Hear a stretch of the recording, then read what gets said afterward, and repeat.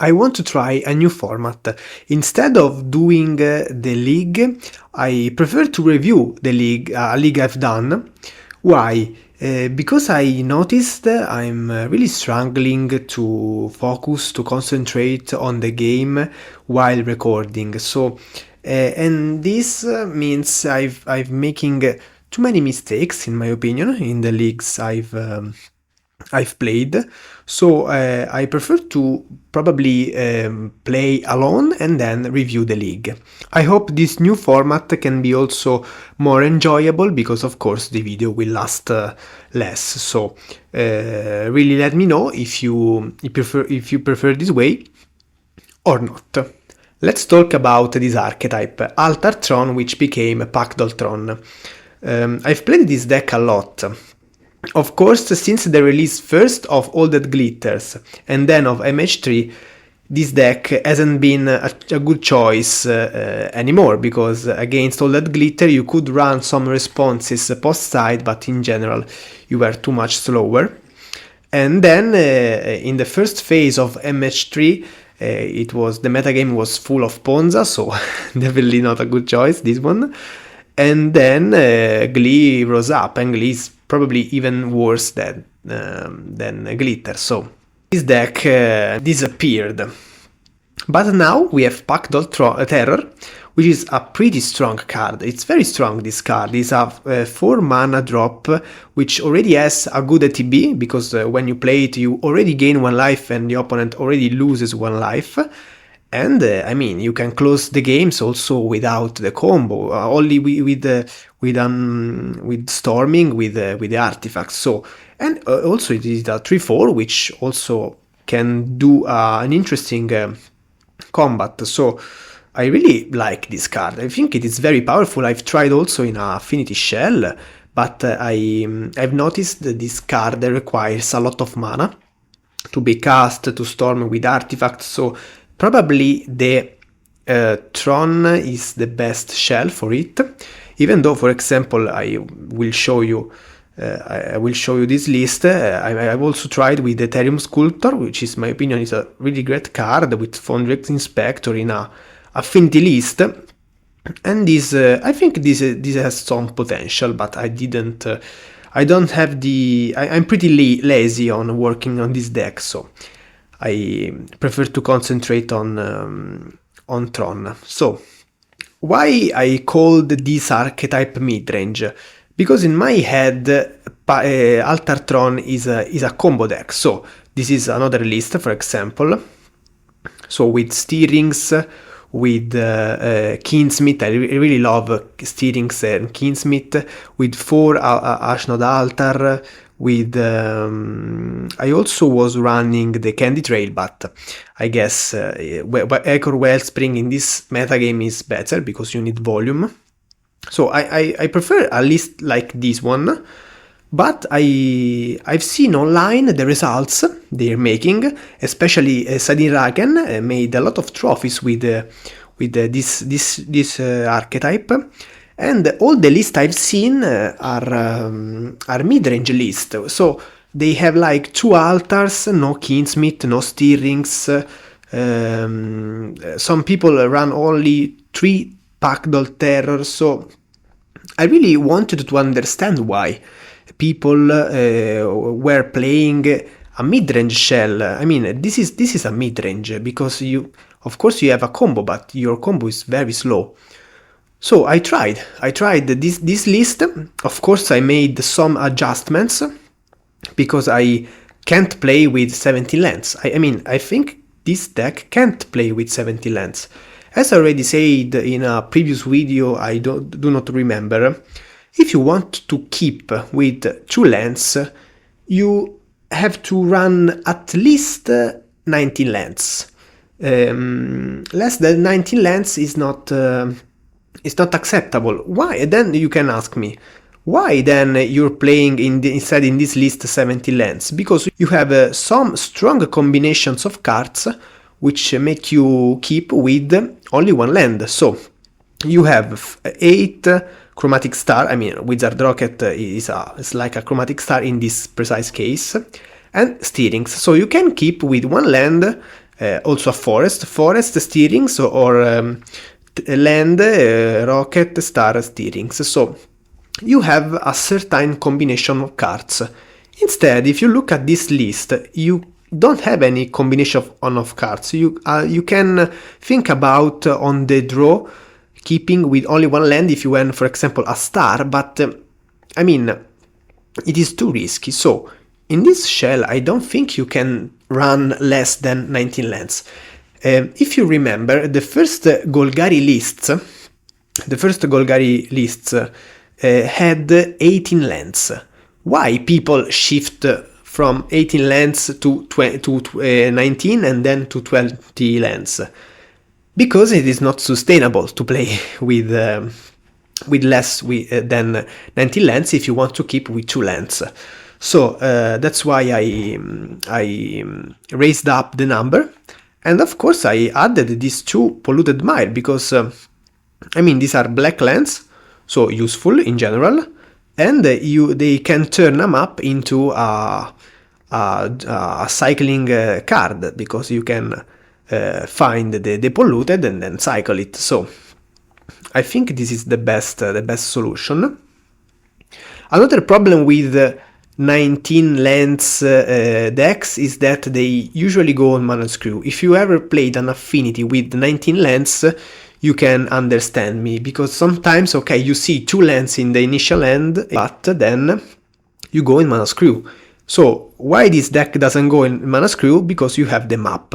So once you have 2 land drops, you're pretty in a good position, but these 4 maps require 2 mana. So it is fundamental to have 2 lands. So I really don't understand how the decks with 70 lands can work.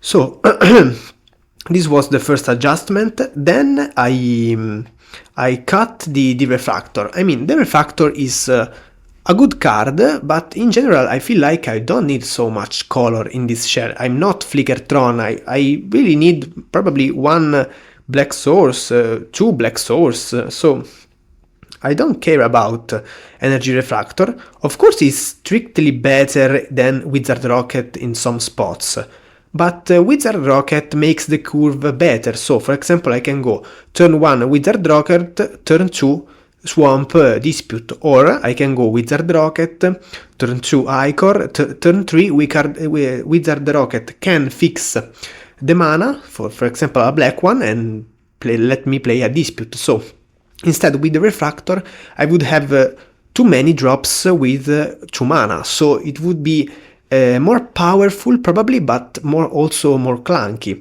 And also because playing an artifact with 1 mana is better for Weather the Storm, for I mean, and then of course it enters up tapped, but you have a lot of disputes, so it is pretty rare to not to manage to sacrifice this one. Of course, if you're playing the Foundry Inspector, you can put the Refractor, because with the Foundry Inspector is probably more synergistic the Refractor, but I don't like the Inspector. I mean, I feel like this deck has already a lot of mana. So, for example, in the Affinity version I've showed you before, I'm playing 4 Sculptor and 2 Foundry Spectre, because I feel like this 4 mana drop is a lot. It requires a lot of mana. Instead, I mean, I am playing Tron for this reason, so I don't need another discount spell. But of course, no, I've taken the wrong version. But of course, this is an idea of mine. So this is, as already said, a mid-range shell. You're pretty slow with the combo. So I've also put 3 Weather the Storm, because I mean this deck does 4 things. Ichor Wellspring, Dispute, then you storm with artifacts. If you need it, you can play a Weather the Storm. If you don't need it, you can simply draw your entire deck, draw the combo and win. So, and you can ask me, okay, but against Glee we lose, but I mean it is useless probably to go in a more combo direction because even this more combo deck loses against Glee. So I don't think it is worth it to concentrate on Glee. It is better to focus on the rest of the metagame. And for example, this list is very powerful against every mid-range decks, which runs, for example, Refurbished Familiar, Duress, but also it is strictly better against, for example, Mono Blue Fairies, also Mono Blue Terror, because you make more value. You have Snuff Out. I mean, putting Snuff Out in this shell is quite difficult. Instead, putting Snuff Out in this more mid-range shell is for sure is easier. And then, for example, against Fairies, you can, if you close your Tron, you have so many dispute. They can't counter every dispute you play. So if you manage to close the Tron mana base, then you can storm, and Scattershot basically wins the game. So I feel like this version, this slower version, is very strong against all the metagame except for Glee. And instead, this more combo is better, of course, against other combo decks. But as already said, I don't care about that matchup. It would be bad anyway. So let's focus on the rest of the metagame. But probably I will test also this combo version, because I prefer this one. I like more this one, but in my opinion, this mid-range is simply better. So I've talked about the lens, the refractor, the inspector, the weather the storm, the crop rotation. The crop rotation, I don't like that card. I mean, it is okay, but I think you can afford a card that is card disadvantage, because crop rotation is card disadvantage, but you can afford that because you have a lot of value. So I don't think that's the problem. I think simply, I don't know, I really don't like the idea of a crop rotation being countered. I have only one flex slot left, which I prefer to cover with the Spellbomb. This deck, in my opinion, these cards are all fundamental. So I have only one flex slot, and I prefer to have another Spellbomb. Another one, because I already have one in the sideboard. Here we go. The sideboard is 6 powerful cards against the Glee. Is that enough? I don't think so, but I mean, we tried. This coalition is also very good against Boggles, and I don't know why the archetype is being played, so okay, we will run this one also against that one. Then we have, of course, Snuff Out, which is also good against some other weird decks. So, I mean, having a Snuff Out in Tron is not so bad. I mean, I've always, as already said, I've always played this deck, and the idea of having finally Snuff Out is not only good for Glee, but in general is a good idea, because Tron has always suffered, for example, Kin Fiend, Infect, these weird decks you usually don't face, but having also a response to those weird decks, in particular in a big tournament, I think it is a great conquer for this archetype. Scattershot is a banger. If you in your metagame there is Mono Blue Fairies, this card is too much powerful. It's very powerful. Then I have a Grudge, because with only one Grudge and a Blood Fountain we can deal with 4 relics or 4 spellbombs. So I mean, it is a good card. It can also do some interesting tricks with the Myr Retriever in order to sacrifice, to take it back the fountain, instant speed. So interesting card. For Krark-Clan Shaman, because of Mono Red, and also because of Boggles, and if you want also against Glee, even though, I mean, I don't know if it's worth it to make a huge side against Glee. Also because if they board Snuff Out for the coalition, the Krark-Clan is very bad. So, but in general, this card is probably better than Breath Weapon. I mean, I don't know. It depends. If you expect more, if you don't expect Boggles at all, and if you expect a lot of mono blue and mono red, probably Breath Weapon is better.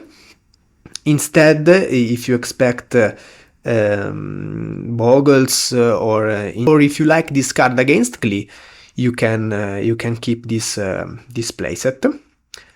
Then we have the Fourth Weather, because I mean the Fourth Weather is okay, and another Spellbomb because it is useful against Dredge, against Cycle Storm in the mirror. You can also against we don't have Duress, we don't have Pyroblast, so if we met, for example, Jeskai, Familiars, these types of deck, Spellbomb is great because you can also take it back with the Retriever. Okay, you have already Snuff Out, but if you attack them on two fronts, so graveyard and the Snuff Out is even better.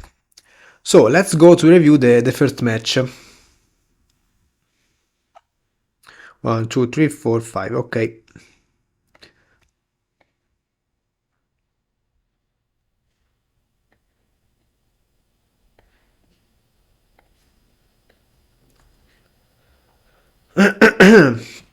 We have an incredible start.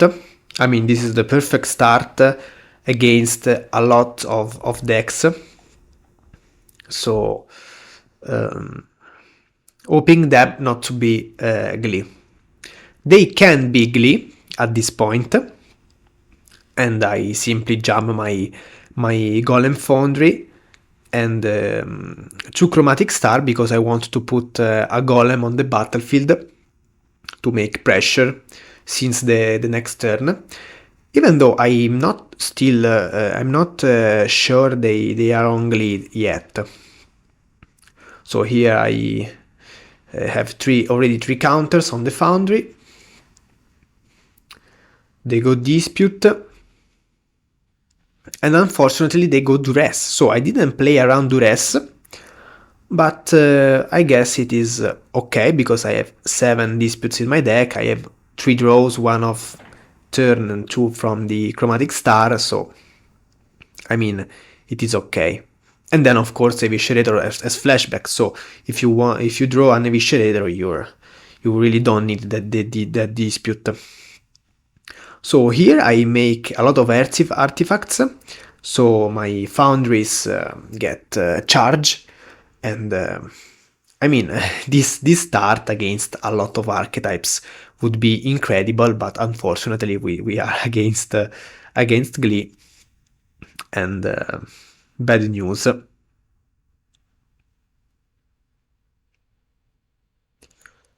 Okay, now I've drawn the Pactdoll. Attack with all, they of course jump. Do they kill the Retriever? No, they simply want to ramp. They take a lot of damage.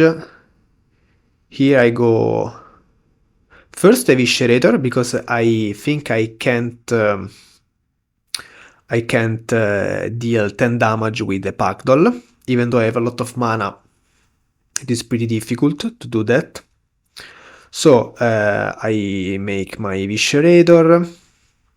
In this case, having a Dispute would be better because, of course, I wouldn't have the need to pay 5 mana for an Eviscerator. But here I understand I can't win in this turn, so I simply put my Pactdoll, hoping to survive for the next turn. Spoiler: I won't survive this turn, so they have the combo, and it is okay. This turn 5 happens, so they've drawn a lot of cards, so it is okay. Game 2. Game 2, I've let's see the sideboard. So I've taken out 1, 2, 3, 4, 5, 6, 7, 8, 9 cards, among which a land, so I go down to 18 lands. because I want to risk. I accept this is a bad matchup. I accept to lose for the mulligan because I mulligan and I don't find the 2 lands. I accept it because it is already a bad matchup, so I prefer to risk. So 9 cards out, and then I put, of course, 2 Coalition Honor Guard, 4 Snuff Out, so we are at 6 cards, and then 3 Krark-Clan Shaman. Why Krark-Clan over Scattershot? Because I don't think they expect... I don't think they board Snuff Out, because they do not expect the Coalition Honor Guard, and they will think, okay, if they play Krark-Clan Shaman, I have the Shambling Ast. So for this reason, I prefer to board Krark-Clan Shaman G2. So we start the game. We mulligan because we don't have a land. We mulligan again because we don't have a land, so that this is what I was talking about, but we have the win condition, so I want to risk in this matchup. So I play a star, I miss my land drops, it is okay, I know it is something I was thinking about, and then we can simply win turn 4, because if we play a dispute and they didn't board Snuff Out, I mean, I have to try it before a last rites, because I'm Mesmeric Fee and I don't know. So here I slam my Coalition.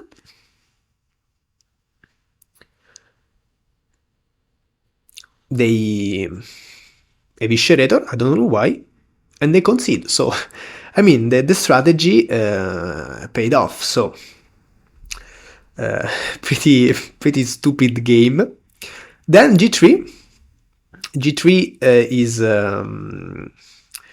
the sideboard is different, because now they board Snuff Out. So I cut my Shamans and we put back the Eviscerator and 2 Scattershot. We still do not include the Polluted Mire. Probably instead of the Eviscerator we can bring back the Polluted Mire to be more stable, but I decided to do this way.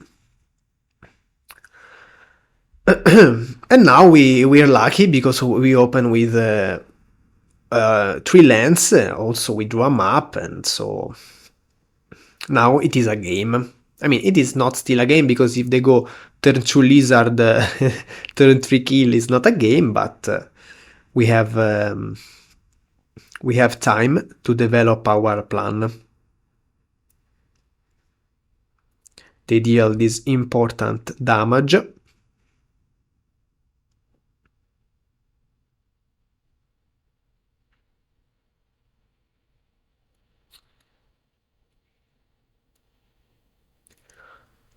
And I draw Snuff Out, and now you can see how Snuff Out can be clunky in a Tron shell, but I mean, if I manage to survive this turn, then if I play the Chromatic Star, Snuff Out it becomes a cast down. So if you close Tron, Snuff Out is not so bad. Here I'm still open with Snuff Out, thanks to the altar. They're searching for the combo. They already have the Nadir on the battlefield, so very strong. And then now they try to combo, and they don't have the Tamio. So pretty good news for me. I think it is okay to try it if you don't have any answer. If you have a duress, probably it's better to wait. But I mean, I only needed another retriever, so it is okay to try it, in my opinion. They didn't play bad. I think I can't blame on them. So now I'm drawing basically nothing except for removals. So it is... I mean, of course, a Myr Retriever would be better, but also a Coalition, a Snuff Out is okay. Probably Snuff Out is even better, because I'm pretty sure they have a Snuff Out in hand. So, in hand, yes. So here they try to restart the attack, okay. Here I'm open also with Eviscerator, end of turn. and I will play it, even though that rocket gives me a lot of colored mana, but I mean, I will draw something at one point. So here I try to draw a retriever, I don't know, something, I draw the retriever, and it's GG, because they can't have an answer to this combo. So first match we stole it against the worst matchup. Now let's go to the second match.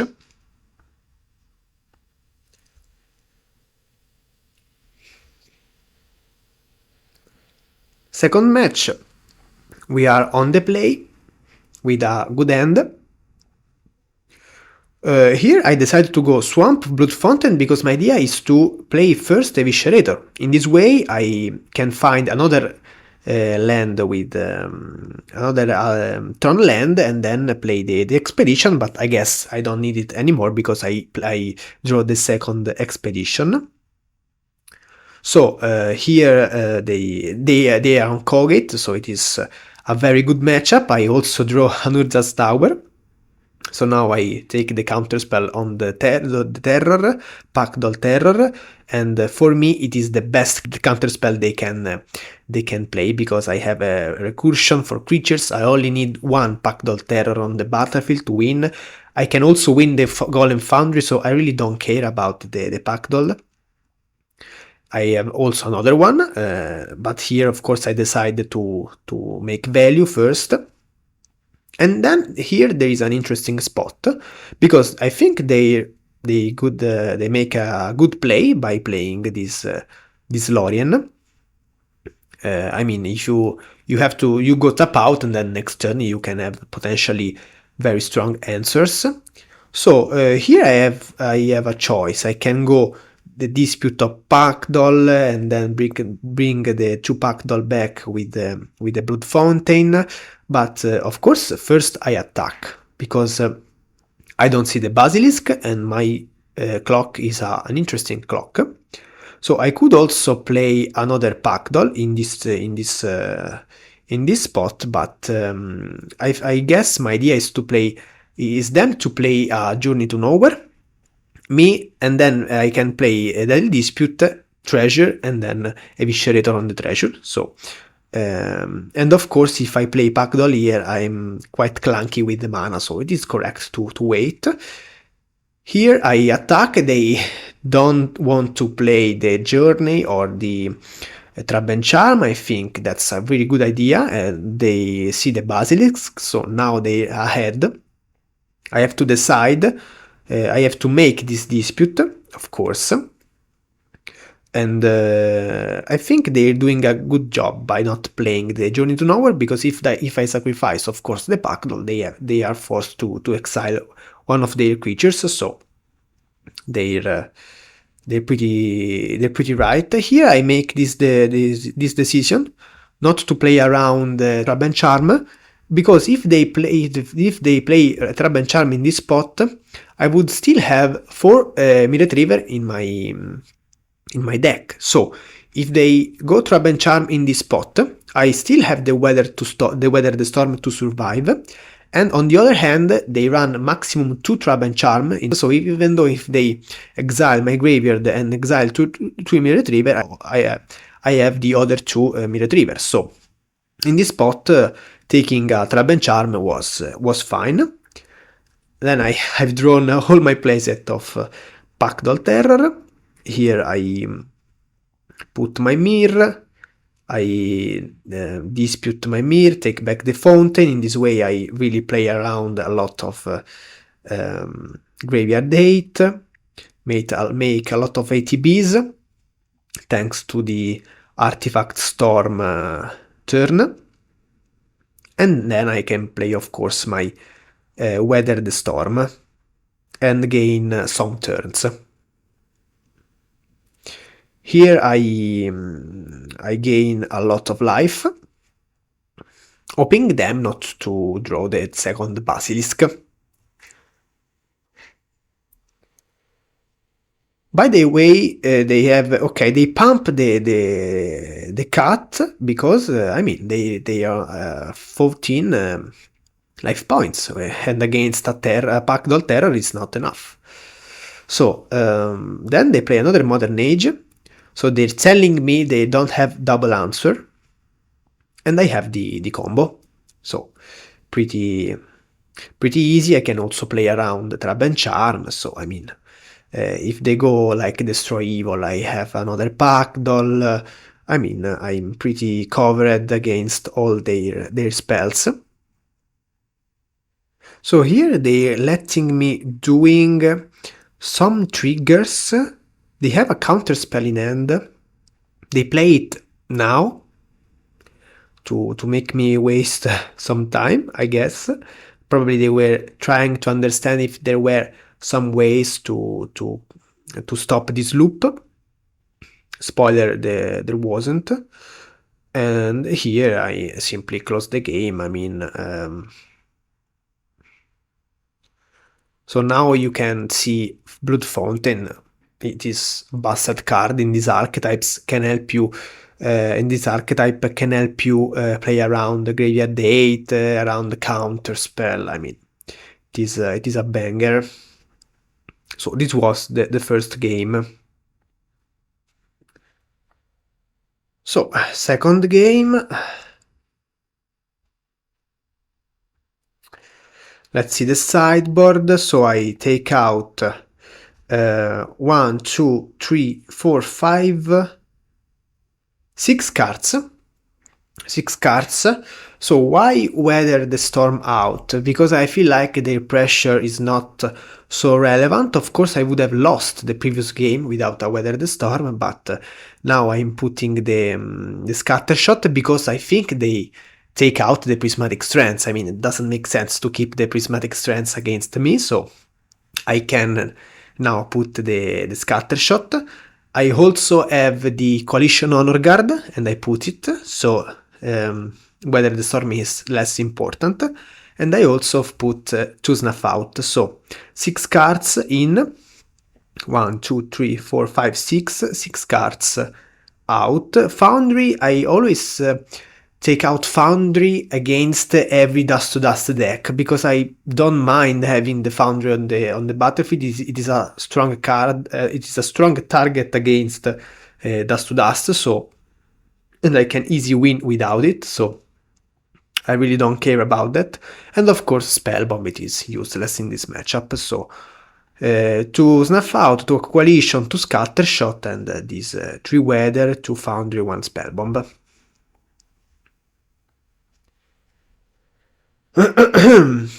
I decided to keep this hand because I want to test on the draw with the Chromatic Star. I see 3 cards, so I mean I have 19 lands. I feel like I can do it.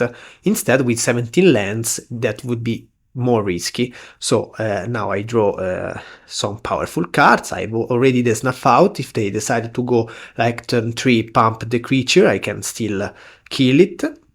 So now I also have the Expedition map. If they go Snuff Out here, I'm super happy, because of course an Ichor Wellspring is exiled, but the other artifact I can cycle it. The Dust to Dust in this matchup, of course, if the Tron player is playing around, that is not a good choice, but if instead the Tron player doesn't play around and plays all their foundries, etc., the altars, of course it is a good choice. And now I simply draw my entire deck. I mean, the game plan is very simple.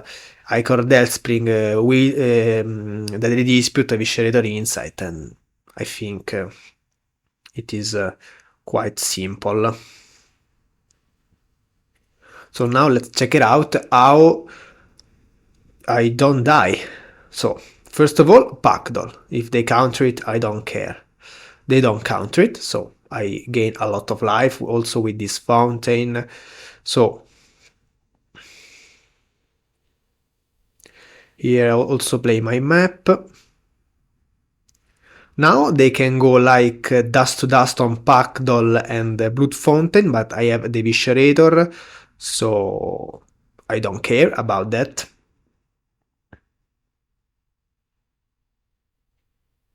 I think post-side, the Pactdoll is even stronger. So I really can close the game with in one turn with the Pactdoll storming with the artifacts. Because I think they can also cut some sacred cuts because they're forced to. They have to concentrate on my powerful spells, but of course then I can also attack them by that angle. So interesting matchup that shows how a lot of mana, a lot of draw 2 cards can be powerful. So as you can see here, I have a lot of disputes to sacrifice all my permanents if they want to exile them. So I put them in the graveyard. I have the Blood Fountain.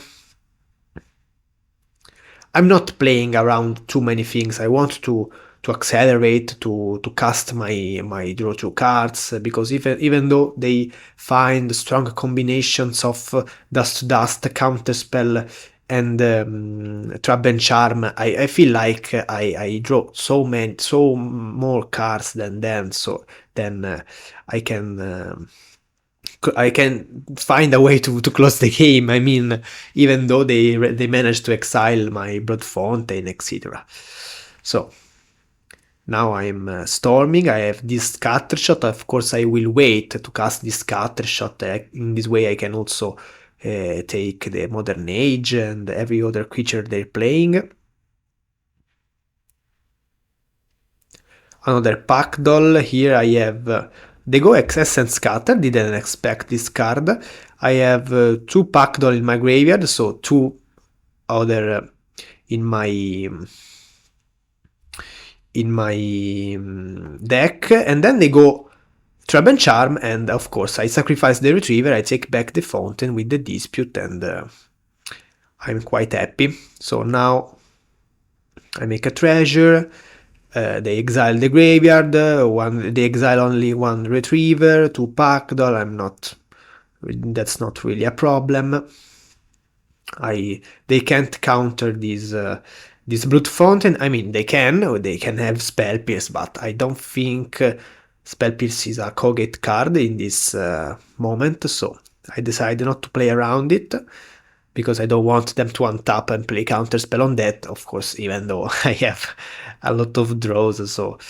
okay, they exiled 2 Eviscerators, 3 Eviscerators, I don't remember, but I have a lot of value going on, so take other 3 damage, totally fine. I have also blue token, so if I flood, I can discard the lands. I really in a good position here.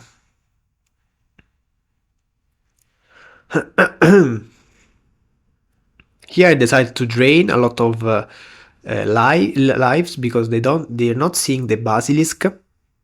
I have Scattershot, so I can, as already said, simply win with these triggers. Now it's drawn the Coalition, which is interesting in this spot.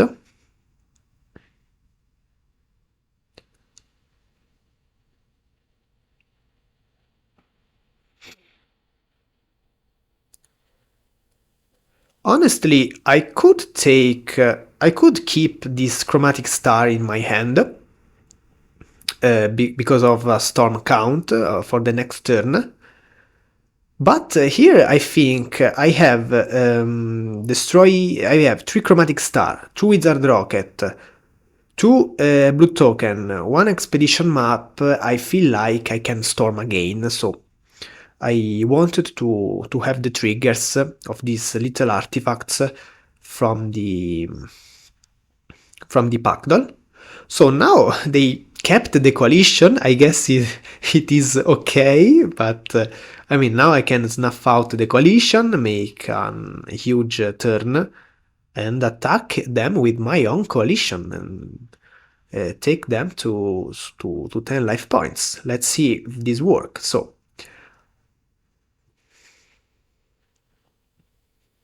this deck is simply disgusting when starts this way. I don't even want to pay life for this Snuff Out. So I need 3, 6, I need 5 Storm count. So I need another one. I discard the card, okay. Don't know why I discarded that card in that spot. Play another Dispute. I'm not sure why I'm doing this. Probably I simply didn't count. Yes, probably I thought I had to I needed 6 one storm count more instead. It was enough to. Yes, I could also haven't played another spell. I mean, it was enough the previous storm count. So here I discard a bunch of useless cards. I have 6 cards in my deck. They have 33 cards in their deck. This is interesting. This is pretty interesting. So now I feel like they're playing good because they counter my altar. But I have the Blood Fountain, so I can do some interesting tricks. So I take back the Pactdoll, because if I'm not wrong, I have all... No, I don't have all the Pactdoll in my graveyard. Wait, did I take back the Pactdoll? Oh, because I have another altar, okay. Because I knew I had another altar. They go counterspell here. Probably it was better to take back the altar in this spot. I mean, I have in my deck, I have one other Pactdoll. Oh yes, it is better the Pactdoll, because I have in my deck left one Pactdoll and one altar. I can close the game also without the altar, because I mean, I feel like I can do some triggers with the Pactdoll, so I decided to bring back the Pactdoll. Another line could be to bring back the altar, because I have the fountain. They counter the altar, so now I have no altar left, but I have a Blood Fountain, so I use Eviscerator to take back the altar and pass the turn. So now if they go like Trap and Charm, I think they win the game. But they do not have Trap and Charm.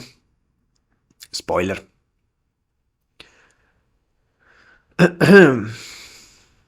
So here they play Sacred Cat, and it is basically over.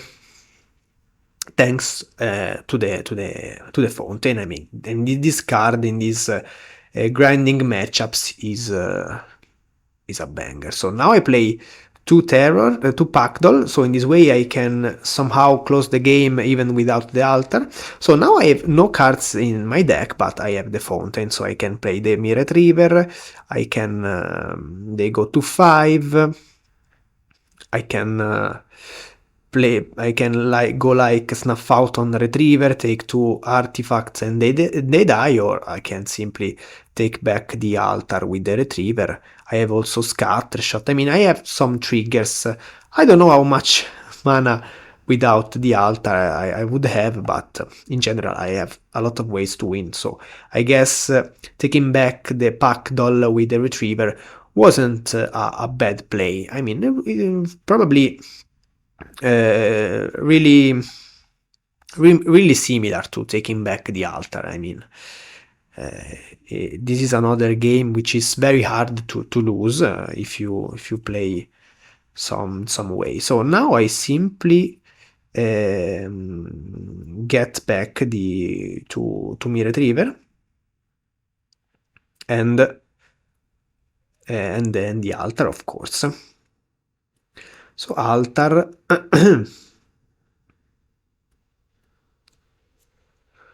And GG. I mean, these are a bunch of triggers. Not very interesting.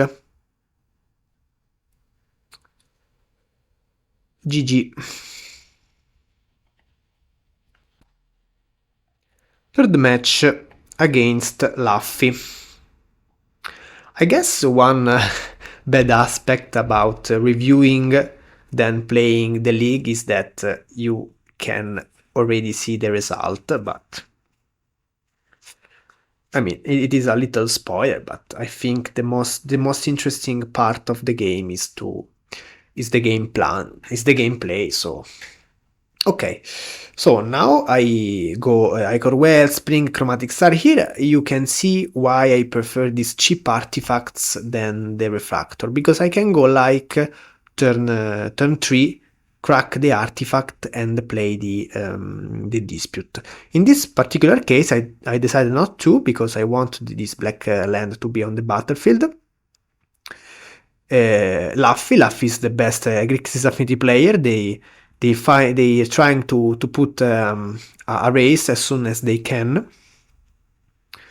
So this is a pretty interesting game and matchup in general. I decided to weather the storm here because I'm 12 life against Galvanic Blast is not so pleasant. So I don't play the Pactdoll because I have only one black source. And of course they've found a good raise. And now I lack of color, of course. But I have the Dispute, so here I'm forced to do a huge Deadly Dispute and weather the storm. Probably it was better to do it in my turn, but I was afraid to go on this card. I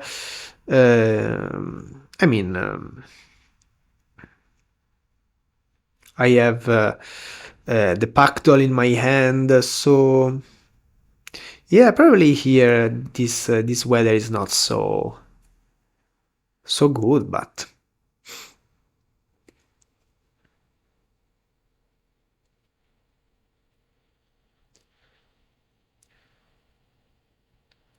so they go Blood Fountain, I go Pactdoll, I'm pretty sure they will Galvanic Blast it. Yes, of course, they do. But now I can go another Pactdoll. So I gain a bunch of lives. And can I play another Myr Retriever? Potentially I could play another Myr Retriever, but I decided not to because I have this expedition map, so I can use this mana. And also because it is okay if they go Galvanic Blast here. I mean, they first of all have to find it or a cast down. They don't have like 15 mana as I have, so every time they do a Dispute they tap 2 lands, so it is a lot. Here I take some damage. They've already played only one Galblast, so I decided to take a tower to storm a lot this turn. I have the Wizard Rocket, so I mean... and they're not finding a response to this Pactdoll Tron. Pactdoll Terror, Pactdoll Tron, what I'm saying. Here I pass. Doesn't make sense to play more than one Retriever because they have Krark-Clan plus Spellbomb, so here let's check it out how I block wow, I go to 7, interesting. So here I'm risking a lot. If they're trying to find the other Galvanic Blasts. Yes, probably next time I have to play better Weather the Storms. The first one I think it was correct to cast it. The second one probably I had to storm in my turn, so not in their turn. So now they can still kill me, but and now they can't anymore. But they can kill the Pactdoll here I mean, I have already some cards to discard, but I've decided to see more cards. I discard the Pylons because I have a Wizard Rocket, even though the Pylons is very strong. Okay, now I see the last weather, and I think at this point is simply over because I have basically everything. So here are they going to kill the Pactdoll with the Krark-Clan Shaman? Yes, they're going to. But I have the mana to cast another one and to win anyway. Also because I can sacrifice the Pactdoll with the altar, so I have a lot of mana. And now they make me do all the triggers, and it is okay, I mean.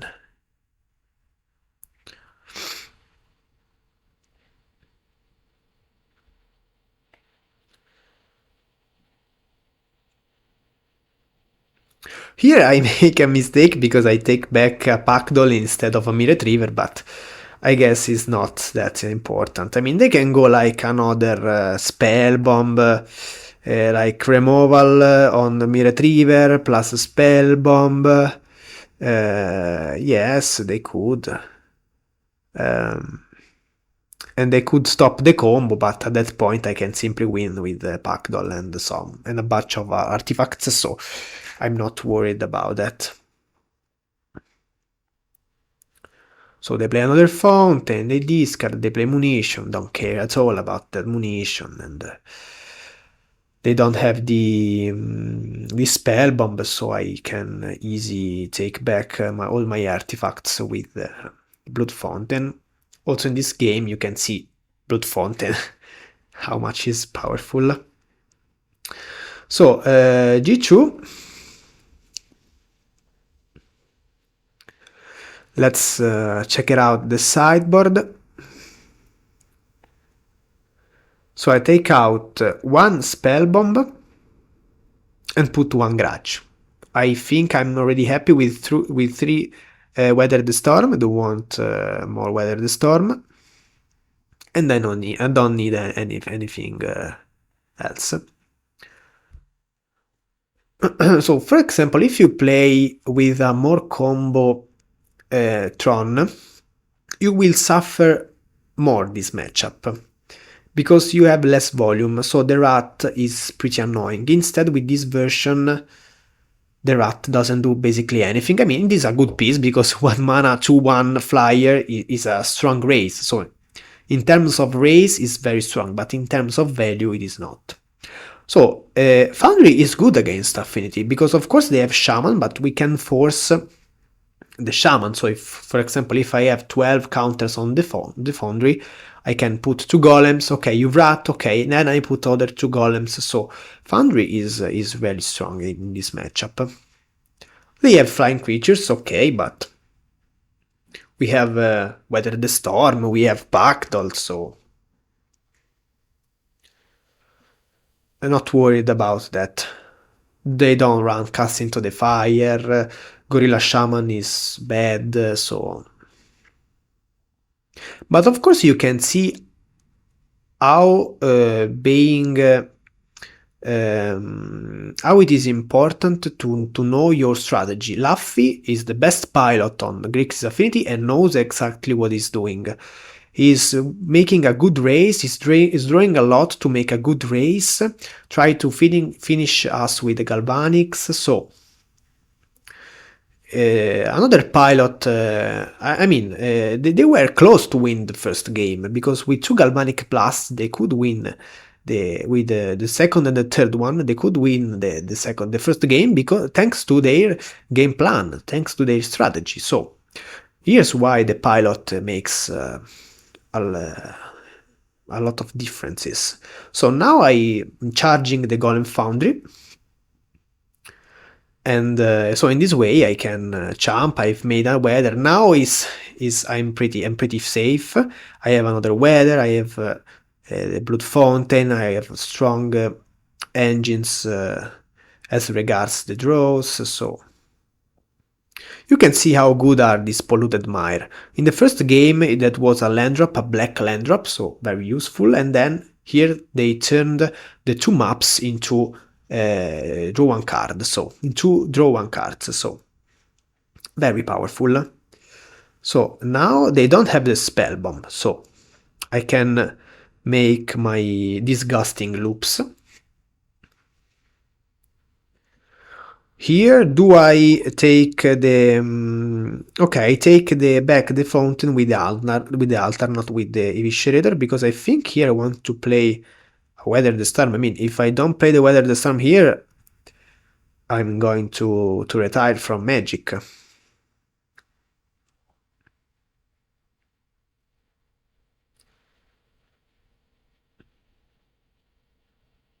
I'm going to retire from Magic.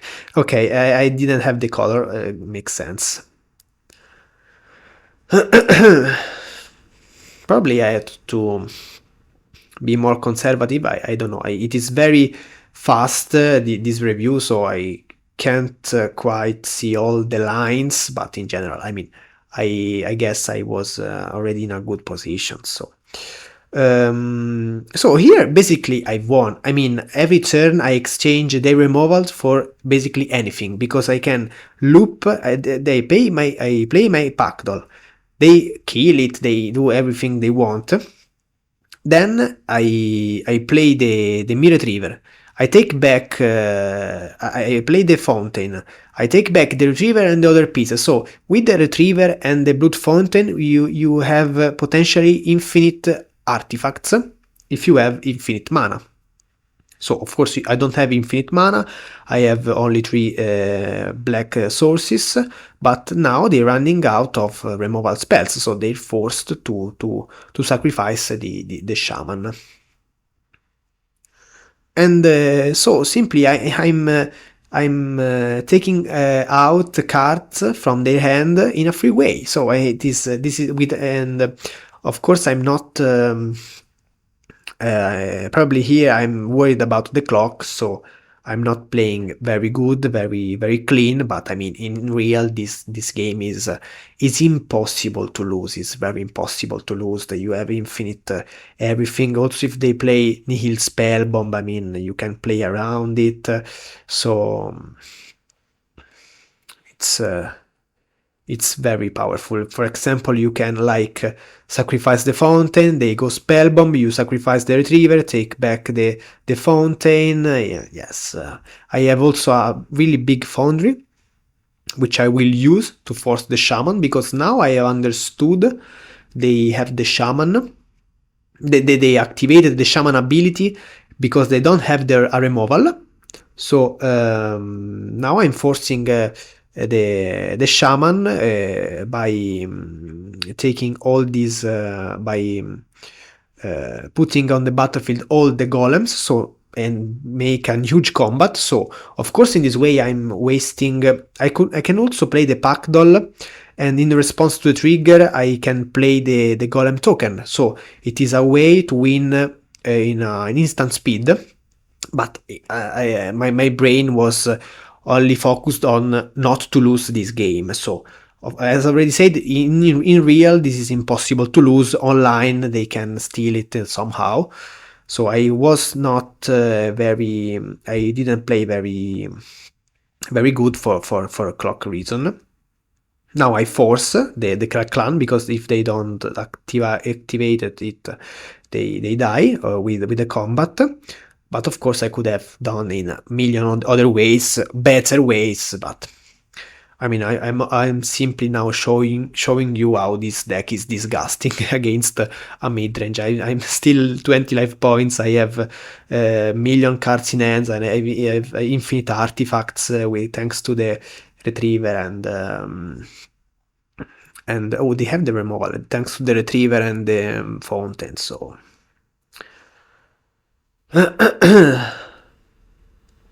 pretty disgusting. And now I close the game because they ran out of resources.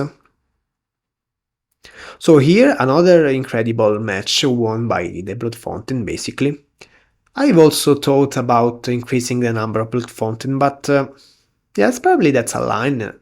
You can go with 2 Blood Fountain, they're very strong. I guess you can draw your entire deck, so probably 1 is enough. I could also wait by drawing a million cards and playing Weather the Storm, so probably it is enough, but quite fundamental for the deck.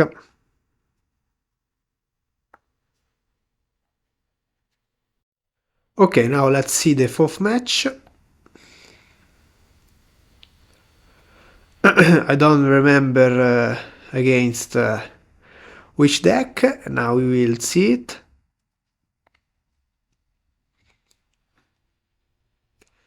This hand is bad, this hand is good. So, I mean, to tap a lens in Tron and don't think it is a good idea to keep that one. And I mean, I think this is an impossible matchup.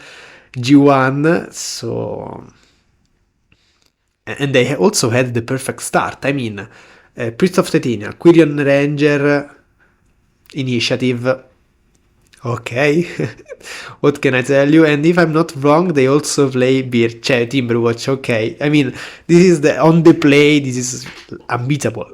You can't win against this start. Probably even without even if we are Glee combo and you make the combo on the third turn, because I think they can pump this one. They can. I don't know. Maybe it depends on how many Elves they play. Probably they also managed to win against an Infinite Lizard and an Eldrazi Spawn. I don't know. It would be interesting to check it out. So, but I mean, if we alter Tron, we're doing our stupid things, and there is not any chance to win this game. So let's go to the second game. Let's see the sideboard. So I've taken out 1, 2, 3, 4, 5, 6, 7, 8, 9, 10 cards. Why Pactdoll Terror? Because I have... Oh, also, Blood Fountain is interesting because I put 4 Shamans, so... And I can take them back, so... Okay, I guess... it worked, so but I put the 10 cards, so 4 Snuff Out, 4 Krark-Clan Shaman, and 2, of course, Scattershot. And I've taken out these ones because I don't need a win condition. I mean, it is enough to wrap their board, and I will find one of the 2 Pactdoll I've left in the deck. Whether the storm is useless, they deal like 20 damage in a turn, so it is completely useless. You can think about Coalition Honor Guard. And yes, Fountain, it is interesting with Krark-Clan, because having a lot of artifacts to sacrifice with Krark-Clan is interesting. This is the only doubt. I'm really happy with this solution. So now we have a good start. If this were a refractor, of course, would be better in this spot, probably. You can go Chromatic Star, Refractor, and having two artifacts to sacrifice instead than only one, but they don't have two creatures with 2 toughness, two of toughness. So it is enough to crack a Withered Rocket. Now I can also dispute the Shaman, so I'm pretty ahead. I've drawn a Snuff Out, a Scattershot. This is why I take out my win conditions. I mean, it is the game plan is this one, to rat their board, and then they play one card, a Snuff Out, another Snuff Out. Okay.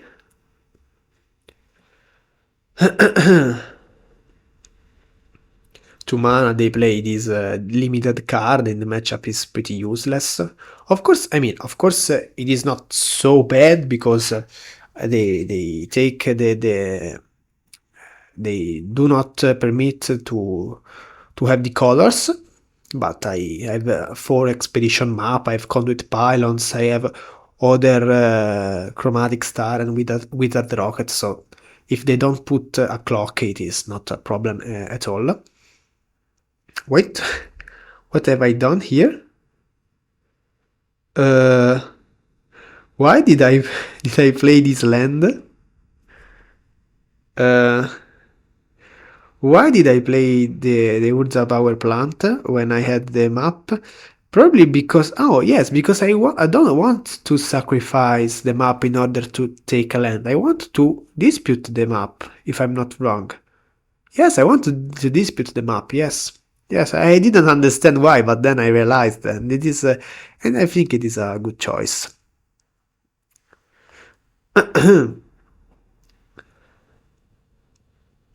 Okay, so now they have 2 cards in hands.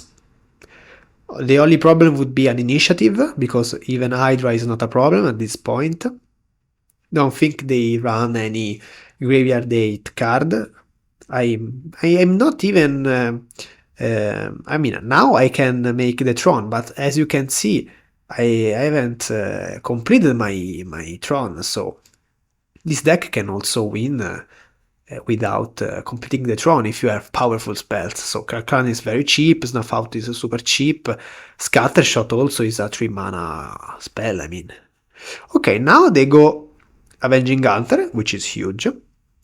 But I have the Scattershot to deal with these creatures, so not too worried about it. I have a lot of...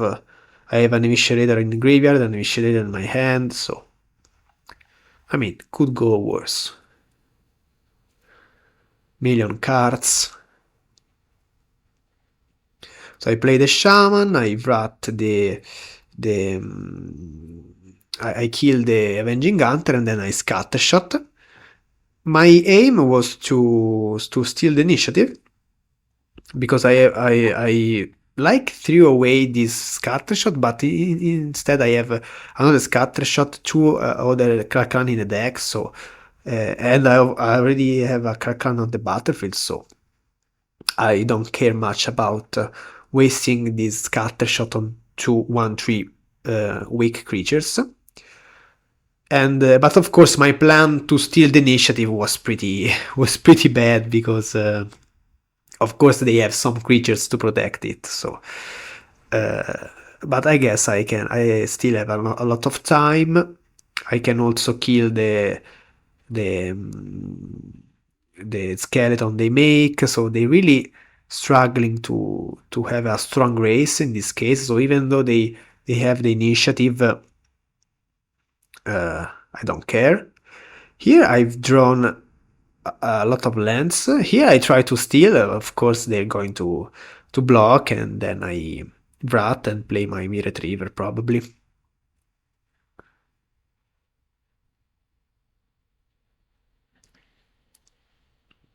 Map.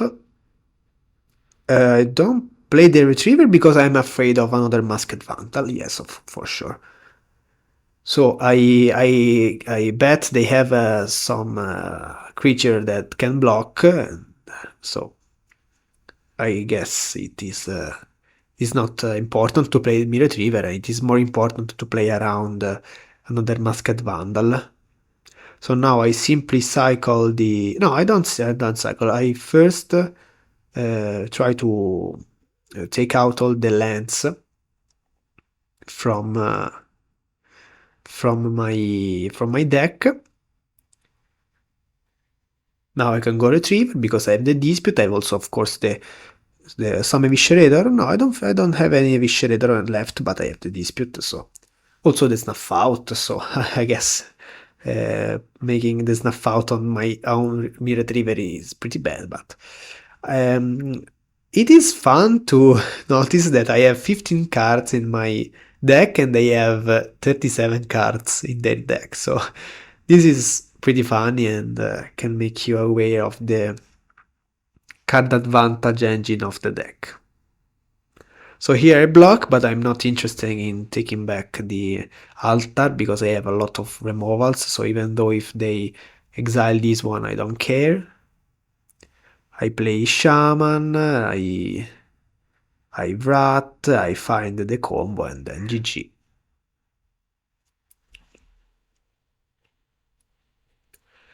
G2 on the play with all these sideboard cards is quite good. G3 is very interesting in my opinion. It's an interesting game because of course we have a lot of answers, but they're very fast, so it is more interesting the third game than the second one. So we open a pretty good hand. We have the Tron, we have the Color, we have the Fodder. Also in this case you can see why I prefer Wizard Rocket with than the Refractor. As I've said in the introduction, you can curve very well. Instead, if I had a Refractor, in this turn I would have played the Refractor, not the Dispute. And playing the Dispute instead of the Refractor, this turn is much better because I was searching for the Snuff Out. So Probably this weird wizard rocket made the game. Instead, if it was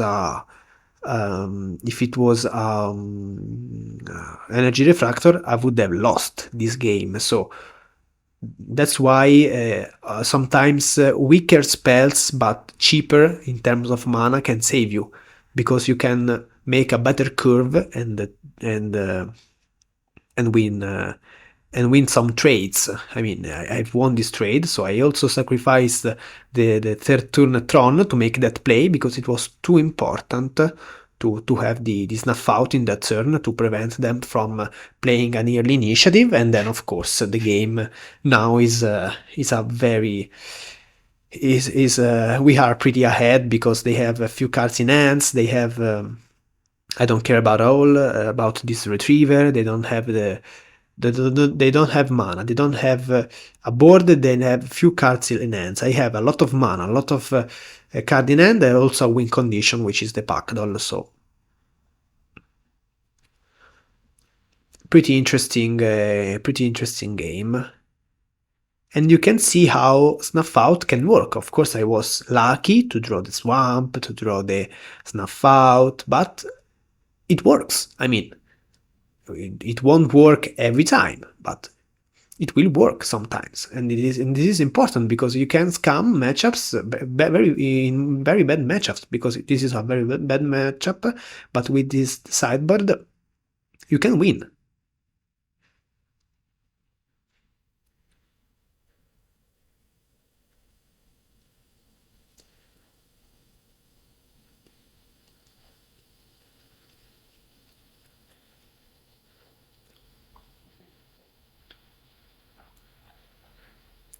So here I've played only one Snuff Out and one Scattershot, and this is the situation.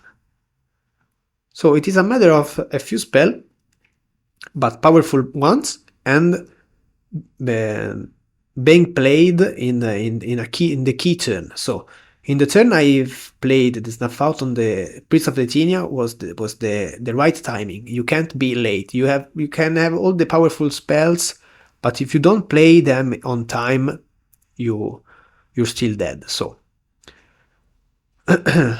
interesting match.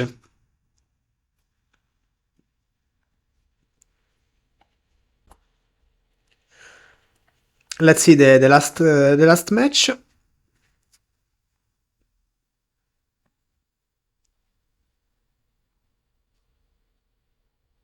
I'm on the play, and also here you can see how Wizard Rocket is better than in terms of curve than Energy Refractor, because here I can crack the Wizard Rocket, play the Myr Retriever, and then I can jump.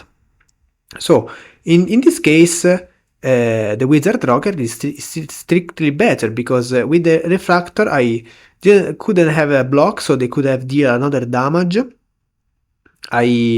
And it is important. I mean, I think it is very important. So here I play another Myr Retriever, and I make a strong start against this archetype. In my opinion, here they make a mistake. They attack. So in this case, I know bolting a Retriever is bad, but at least you don't permit me to take back 2 Retrievers, because in this way now I can play simply 2 Retrievers and have 2 blockers all the turns. So instead, if you bolt one of these, I have to take back the rocket, and so I have only 1 Retriever recursion, not 2 Retrievers recursion. So I think that was a mistake for them. And also throwing away the first 2 tokens, I mean, in a free way, they gave me 2 tokens basically in a free way. So now I'm playing simply my Myr Retriever. I also play this Weather the Storm, which gains 9 life, because I don't know if I will manage to have the Tron. Spoiler, I will manage to, but I didn't know it. So now I have Pactdoll, Myr Retriever. I'm not in a bad position, but they continue to draw bangers, so it is... I thought it was close, this game. I mean, it was over, but instead they've drawn a lot of powerful threats, so now I have to to hope they don't have like another Bush Ogre plus some balls. So I've gained some life, and here I decided not to die random, so I want to take only 4 damage. I know I could double block a samurai, but I really want to be safe, because I think if I untap I can make a lot of value, a lot of storm, and in fact I drew another Weather the Storm that I think close the game. Because I gain like 18, no, more, 21 life, I mean. So it was correct to not to be greedy and to kill a creature, but to take less damage possible, because if I went to 9 life points, they could have like triple bolt, and I mean, if you see how they drew, that could be possible. So let's go to the second game.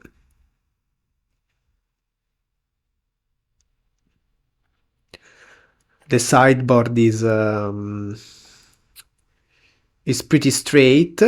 So I took out the 2 altars, an Eviscerator, so 3 cards, a Foundry, 4 cards, and a Spellbomb, 5 cards, for simply 1 Weather the Storm and 4 Krark-Clan Shaman.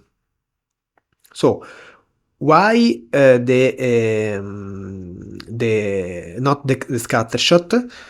Because it is quite slow. So okay, it is strong if they go like Kuldata Bush Ogre, but I feel like I didn't want to put too many sideboard cards. Also, Coalition Honor Guard is decent, but I think my only plan is to draw a lot, make a nearly Weather the Storm, try to survive, and then I can't basically lose. So I can also cut 1 Foundry, but then I'm afraid of my win condition.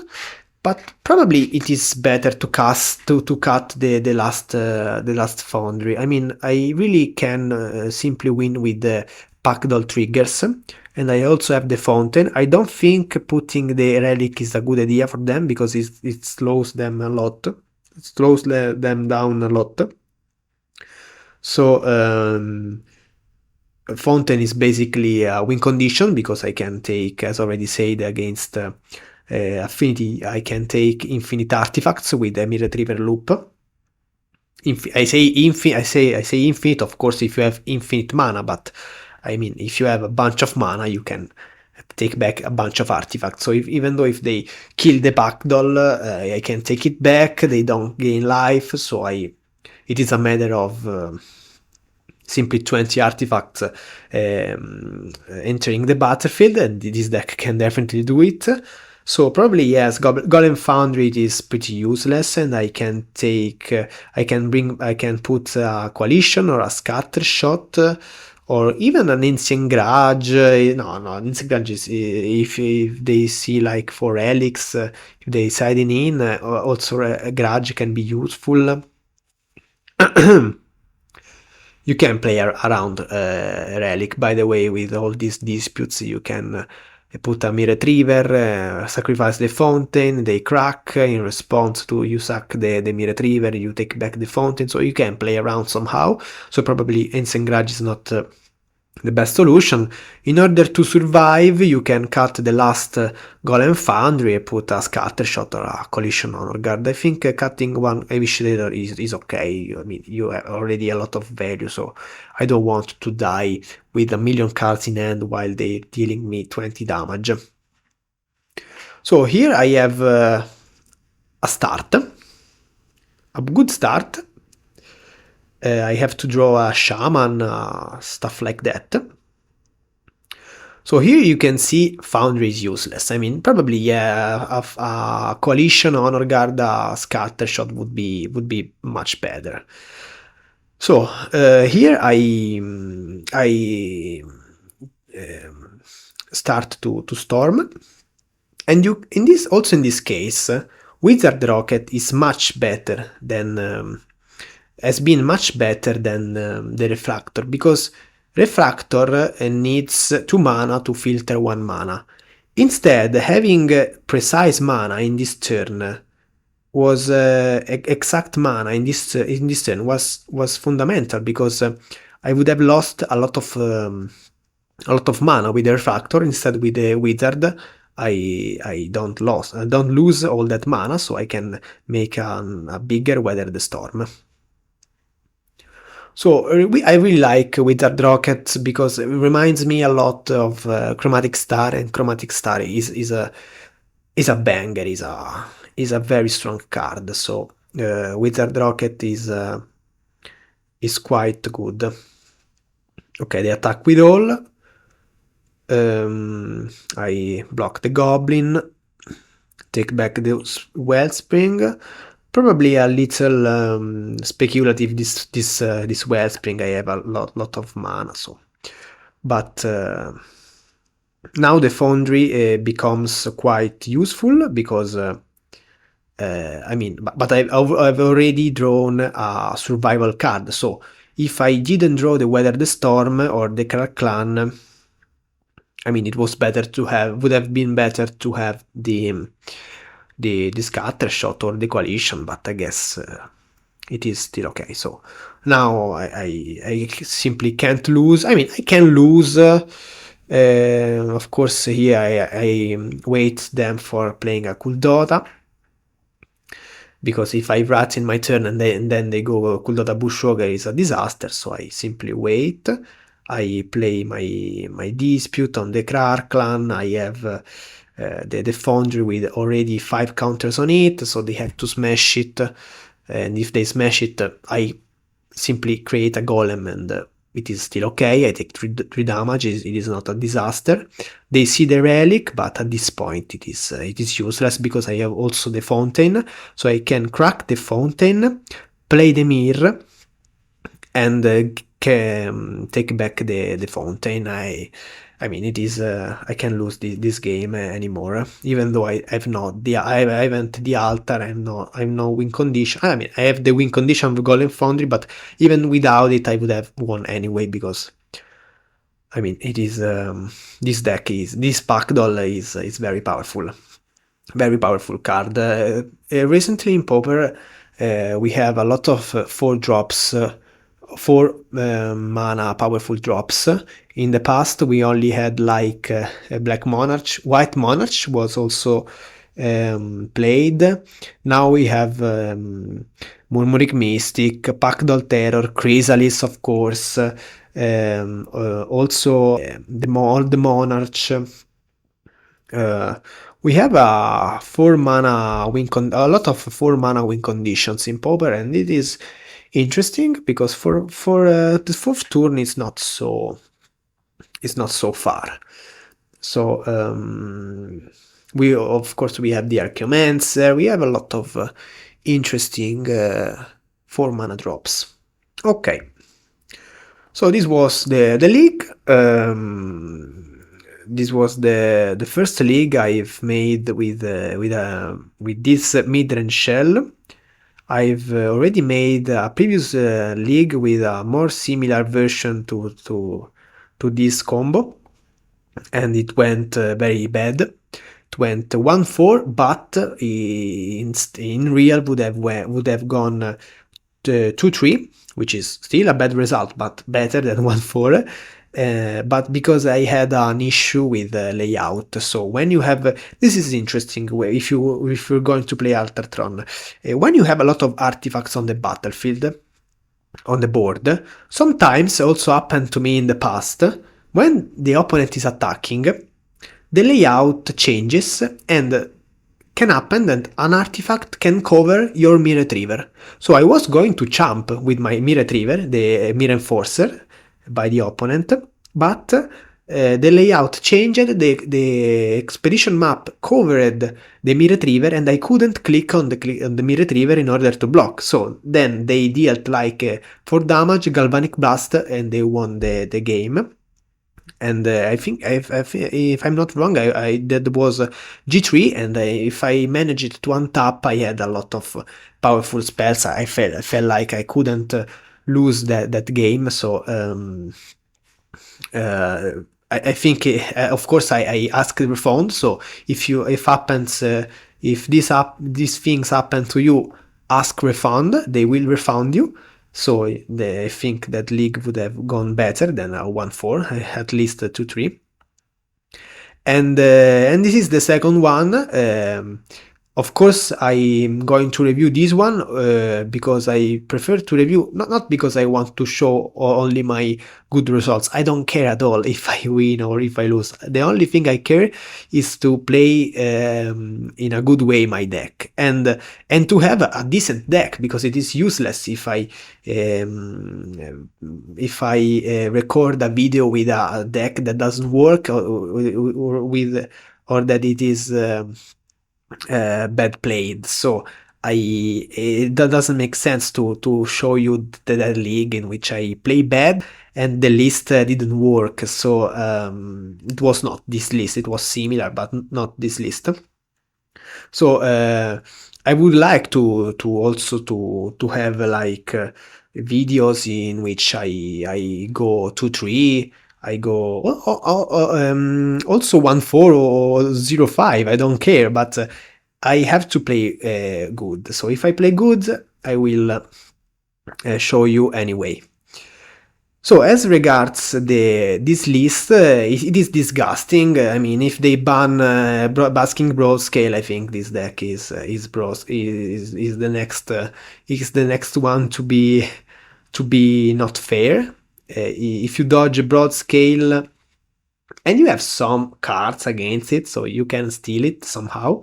But in general, if you dodge a Broadscale, I mean, this deck is disgusting. I think you lose. Probably with this shell, you're going to lose probably to like Gruul monsters, because they can initiative turn 3 is not pleasant, and you are pretty slow with the combo. So you suffer these types of deck, these straight decks, pretty aggro decks, because Weather the Storm is not so good. Krark-Clan Shaman, Scattershot Nader, they have big creatures, so Snuff Out is good, but it probably is the only one card.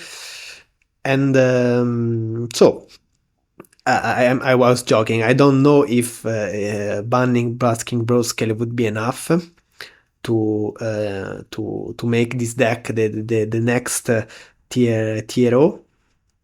But of course, we have to keep an eye on this deck, because in a mid-range metagame, this is disgusting. You draw too many cards, you never die because you have Weather the Storm, Pactdoll. You have a strong recursion, you have a strong side, you can run a lot of colors. So very interesting deck. I hope you enjoyed. See you in the next videos.